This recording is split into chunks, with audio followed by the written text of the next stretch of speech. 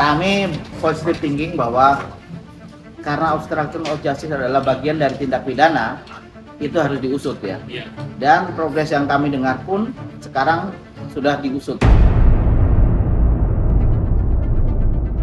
Kenapa kita tahu? Karena pada saat kita pemeriksaan saksi di terdakwa Ramdhanu ya, itu kan ada dari pihak penyidik dari Polsek ya. Itu juga beberapa kali sempat diperiksa di Polda begitu Pak, untuk tindak pidana obstruction of justice ini. Terkait nasib atau status tersangka yang 3 itu, yaitu Ibu Mimin, Arigi, dan Abi.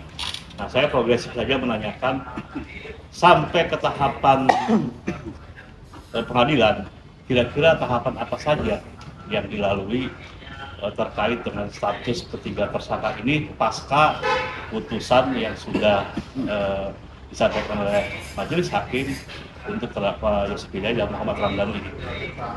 Terima kasih. Assalamualaikum warahmatullahi wabarakatuh. Waalaikumsalam. Jadi pertanyaan dari Kang Deddy, betul ini progresif sifatnya.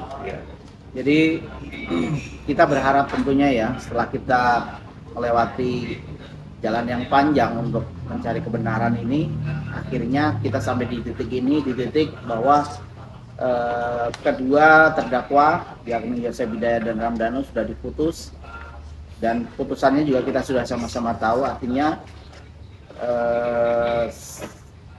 tinggal kita melanjutkan proses yang sedang berjalan. Dari tadi fakta persidangan yang kita sama-sama dengar, kita pahami bahwa memang selain Yosef dan Danu ini ternyata ada 3 tersangka lain, yakni Abi, Arigi, dan Mimin, yang saat ini statusnya sebagai tersangka dalam kasus yang sama begitu ya. Karena memang konstruksi pasalnya adalah 340 dicontohkan dengan 55 yang mensyaratkan turut sertanya beberapa pihak dalam tindak pidana pembunuhan ini gitu. Nah, tahap selanjutnya yang harus diambil adalah bahwa setelah selesai putusan ini, kemudian harusnya penyidik gerak cepat nih. Harapan kita seperti itu, gerak cepat untuk segera mem-P21-kan atau melimpahkan berkas sekaligus tersangka ke kejaksaan ya. Bahwa dengan dilimpahkannya berkas, tanggung jawab kemudian beralih ke jaksa untuk melakukan persidangan, proses penuntutan ya. Terus kemudian jaksa nanti meminta kepada ketua pengadilan untuk digelar persidangan gitu. Jadi tahapannya dari penyidik polisian, kemudian dilimpahkan ke kejaksaan, dari kejaksaan dilimpahkan ke pengadilan untuk kemudian tahap selanjutnya adalah proses persidangan. Nah, itu harapan kami bahwa ketiga tersangka ini setelah kemarin pra peradilannya ditolak, harusnya memang tidak ada lagi hal yang menjadi kekhawatiran atau hal yang ditunggu oleh penyidik untuk segera melanjutkan proses hukum ini begitu ya. Karena ya memang jelas sekali pra peradilan ditolak, terus kemudian Danu dan Yosef sudah diputus, ya tinggal mereka bertiga, dan harusnya dan harapan kami penyidik gerak cepat untuk segera melimpahkan berkas perkara atas nama Abi, Arigi, dan Mimin ke kejaksaan, dan kemudian kejaksaan melimpahkan berkas ke kejaksaan ke pengadilan untuk disidangkan gitu. Baik, masih relevan dengan pertanyaan tadi.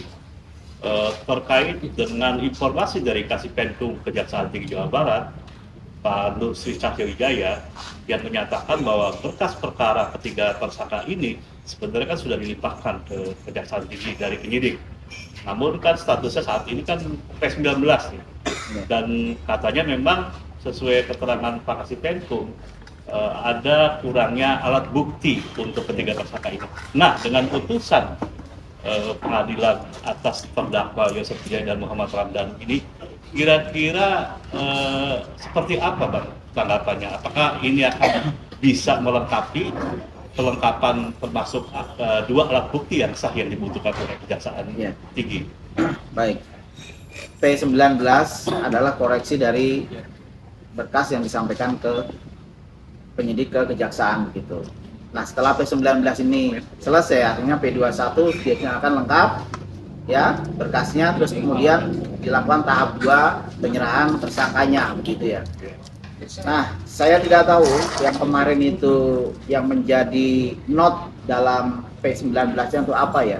Yang menjadi poin pertimbangan dari jaksa untuk meminta kelengkapan itu apa? Apakah termasuk dalamnya putusan, menunggu putusan atau apa? Kita nggak tahu ya, karena yang tahu itu pasti penyidik saja. Karena itu kan dokumen negara ya. Tapi yang memang sepengetahuan kami bahwa ketika berkas itu dikembalikan atau P19 pasti ada satu hal yang kurang, ada dua hal yang kurang yang harus dilengkapi oleh penyidik. Nah, harapan kami juga setelah ada putusan ini menjadi penguat, karena di putusan itu terungkap semuanya fakta-fakta persidangan yang sudah menjadi dokumentasi hukum yang secara hukum legal formal itu sudah sah begitu ya. Kenapa? Karena sudah diputus begitu.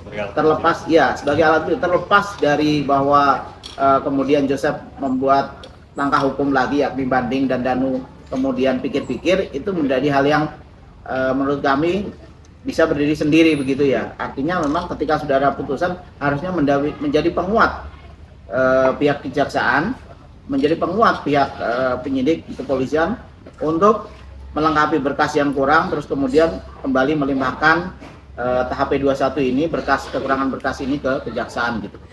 Tapi tidak menunggu putusan ini ingkrah atau berkekuatan hukum tetap terkait dengan penyerahan berkas atau kelengkapan berkas perkara ketiga tersangka ini. Ya, bisa menunggu ini lengkap ingkrah ya.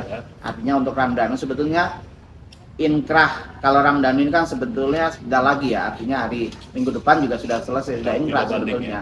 Nah, kemungkinan mungkin yaitu momentum yang ditunggu oleh penyidik untuk melengkapi berkas itu, yang kalau ya dalam tanda kutip memang itu ternyata menjadi kekurangan bahan dari bukti atau petunjuk dari jaksa yang harus dilengkapi oleh penyidik begitu. Ya. Mungkin pertanyaan kali ini adalah tentang obstruction of justice gitu. Apakah nanti akan diusut atau bagaimana gitu? Apalagi banyak sekali terkait tentang CCTV yang hilang gitu kan. Nah itu yang saya tanyakan. Iya. Baik, terima kasih Bang Jack ya. Kami positive thinking bahwa karena obstruction of justice adalah bagian dari tindak pidana, itu harus diusut ya. Iya. Dan progres yang kami dengar pun sekarang sudah diusut. Jadi bukan akan diusut tapi sedang berjalan dan sedang proses diusut begitu. Nah, tinggal bagaimana progresnya seperti apa ya, itu yang harus kita tanyakan ke penyidik begitu ya. Mungkin nanti ketika teman-teman dari media ketemu dengan penyidik terkait dengan penyidik obstruction of justice bisa ditanyakan langsung, Pak bagaimana progresnya begitu, karena ini bagian dari tindak kejahatan yang memang harus ditegakkan atau harus diproses gitu agar keadilan itu tercipta gitu Kang. Karena kan Danu ini kan tidak menyebutkan nama yang lain ya Bang, jadi ini kan terkait OOJ nih, ini pasti ada yang menyuruh gitu loh. Nah ini apakah nanti akan, kalau ketemu kalau misalkan ini diusut tuntas, apakah nanti akan ada efek domino gitu analisa Abang? Pasti akan ketemu. Artinya begini loh, karena tindak pidana pokoknya sudah terpenuhi, artinya dua tindak pidana yang melingkupi atau menyertai dari tindak pidana pembunuhan berencana ini itu akan diusut dan kemungkinan besar akan terungkap gitu, karena kan yaitu tadi tidak ada kejahatan yang sempurna gitu ya, karena ini ada beberapa saksi yang memang diperiksa terkait dengan OOJ ini gitu. Dan waktu kita periksa, kenapa kita tahu, karena pada saat kita pemeriksaan saksi di terdakwa Ramdhanu ya, itu kan ada dari pihak penyidik dari Polsek ya, itu juga beberapa kali sempat diperiksa di Polda begitu Bang, untuk tindak pidana obstruction of justice ini. Untuk terdakwa Muhammad Ramdhanu maupun untuk terdakwa Yosef Hidayat, rangkaian peristiwanya itu sangat jelas.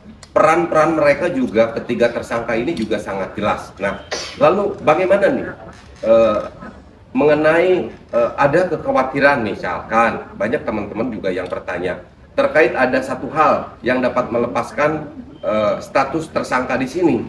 Walaupun memang kita melihat di dalam fakta persidangan bisa dikatakan mungkin ada sebuah bukti petunjuk ya Bang ya, bukti petunjuk yang sangat banyak sekali dari beberapa keterangan saksi, keterangan ahli, dan keterangan yang lainnya yang makanya ini saya simpulkan sebagai sebuah petunjuk. Nah, bagaimana nih menurut pendapat Abang? Soalnya kalau kita melihat sampai dengan sekarang, ini yang menjadi pertanyaan kita, kalau seandainya menunggu menangkap ketiga pelaku atau ketiga tersangka di sini itu harus menunggu harus menunggu harus menunggu ingkrah begitu Bang? Mohon pencerahannya Bang.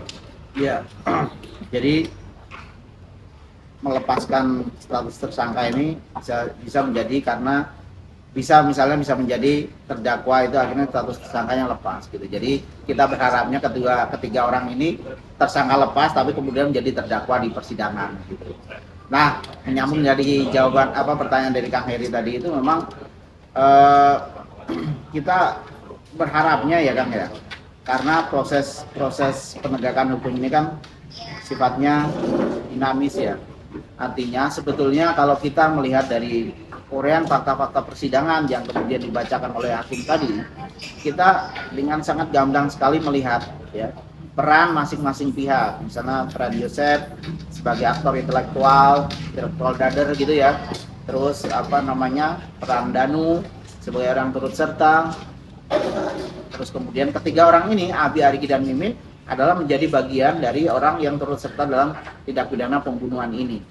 Nah, harusnya dari fakta persidangan tadi yang sudah dikuatkan dalam putusan majelis hakim, nah itu menjadi pertimbangan oleh penyidik untuk kemudian meneruskan status tersangka ini menjadi terdakwa begitu Kang. Artinya berkas harus segera dilimpahkan kejaksaan gitu loh. Karena memang salah satu misalnya bukti yang terungkap gitu atau petunjuk-petunjuk itu bisa didapat dari manapun, termasuk salah satunya adalah dari proses persidangan. Karena yaitu tadi ketika kita bicara due process of law gitu ya, artinya bahwa di tempat persidangan ini kita bisa menemukan kebenaran material gitu ya.